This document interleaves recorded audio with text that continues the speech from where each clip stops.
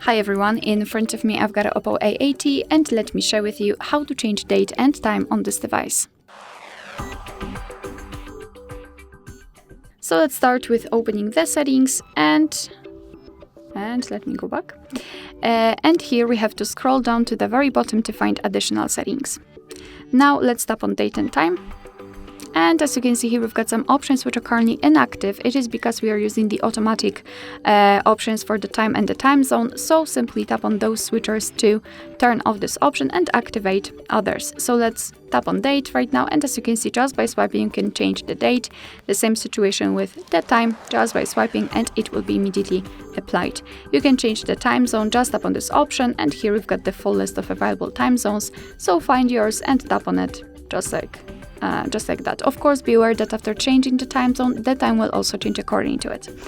Here you can also decide whether you want to use dual clocks, so display two different clocks with different time zones. So for example, the first clock with the time zone from the place you're currently in or you've got set in your device, and the second one with from any other place in the world. You can search for a city and you can decide how you want to display the dual clock. So sorry, it's up to you.